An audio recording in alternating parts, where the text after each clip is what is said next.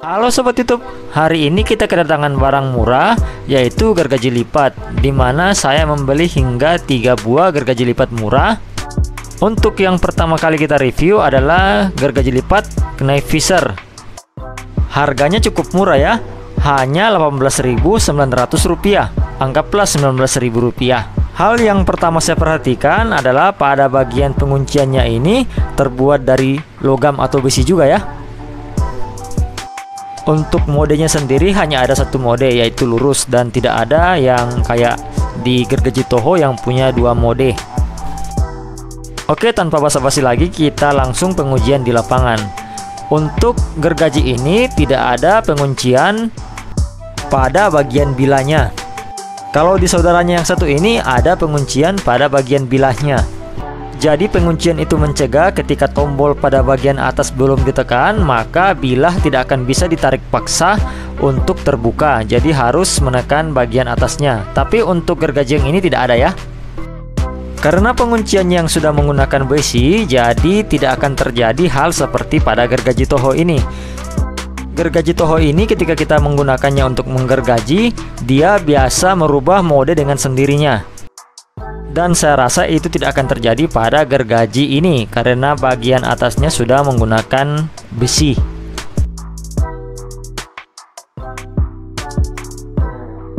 Langsung saja kita uji ke dahan yang kecil, yaitu dahan yang ringan seperti ini. Impresi awal, gergaji ini suka nyangkut-nyangkut ya di dalam kayu. Mungkin karena profil bilanya yang masih baru atau bagaimana ya. Dan kemudian dia agak keras ketika ditarik. Karena suka nyangkut-nyangkut, makanya kemungkinan itu yang membuat gergaji ini agak sukar atau agak keras untuk ditarik, sehingga akan mengeluarkan tenaga yang lebih untuk menarik gergaji ini. Tapi kemampuan potongnya sudah cukup bagus menurut saya. Oke, kita lanjut ke dahan yang lebih besar. Tetap sama ya, kadang nyangkut-nyangkut. Mungkin karena saya sudah terbiasa menggunakan gergaji Ishinoko Genbaya. Sebagai bayangan, saya coba bandingkan dengan gergaji Ishinoko Genbaya ya, yang saya bawa juga. Pada gergaji Ishinoko Genbaya ini yang saya bawa juga, terasa perbedaan yang sangat besar, yaitu pada Ishinoko Genbaya tarikannya enteng, tapi giginya menggerus serat-serat kayu cukup dalam, sehingga saya tidak mengeluarkan tenaga yang berlebih ketika menarik gergaji ini. Ya maklum ya, harganya beda jauh. Dengan harga Ishinoko Genbaya kita bisa mendapatkan sekitar 10 biji gergaji yang saya pegang sekarang ini. Kita coba sekali lagi ya. Sebenarnya gergaji ini bagus, hanya saja ketika kita tarik itu membuat kita mengeluarkan tenaga yang berlebih, dikarenakan tarikannya itu terasa berat menurut saya, dikarenakan giginya seperti menyangkut pada serat-serat kayu. Mungkin jika bisa diasah akan lebih bagus lagi, karena profil mata dari gergaji ini sepertinya memungkinkan untuk diasah.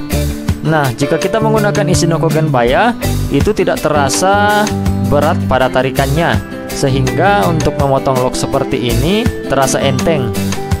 Untuk build quality-nya ya pas-pasan ya. Kita lihat ada dompel-dompel, dan pada bagian matanya ini ada bercak-bercak putih. Bagian penguncinya ini mirip atap seng ya menurut saya. Tapi untuk harganya yang Rp18.900 itu sudah sangat memadai ya menurut saya ya. Karena harganya ini murah. Murah loh. Sudah murah, mata bilanya lumayan panjang, kemudian bagian lock atau penguncinya menggunakan besi, itu sudah lebih dari cukup menurut saya. Kalau untuk camping ringan atau bus ringan ini sudah cukup ya. Untuk matanya sendiri saya rasa ini yang bikin suka nyangkut-nyangkut. Giginya yang menghadap ke belakang, namun ketajamannya yang tidak terlalu mumpuni, membuat berat ditarik dan terasa nyangkut. Tapi kalau kita mengingat harganya yang murah, jadi kita tidak boleh komplain ya. Poin-poin pembeliannya adalah yang pertama, lumayan panjang untuk bilanya, yaitu 27 cm. Poin yang kedua adalah pada bagian lock atau penguncinya menggunakan besi. Jadi tidak perlu khawatir seperti gergaji Toho di mana lock plastiknya itu jebol. Kemudian yang ketiga, profil dari bilanya ini sepertinya memungkinkan untuk dapat diasah, sehingga jika ingin mendapatkan ketajaman yang lebih bagus, kalian bisa mencoba untuk mengasah gergaji ini. Jadi menurut saya worth it ya untuk harganya yang hanya 18 ribuan. Kita punya 3 gergaji yang berada di harga di bawah 30 ribu. Dan akan saya review satu-satu. Setelah itu kita akan adu mana gergaji yang paling baik di harga di bawah dari 30 ribuan. Next videonya akan diupload lagi di channel ini. Jadi kalian tetap stay tune dan jangan lupa subscribe dan like untuk membantu channel ini berkembang dan bisa mereview barang-barang lainnya di kemudian hari. Terima kasih telah menonton, sampai jumpa di lain waktu dan di lain kesempatan.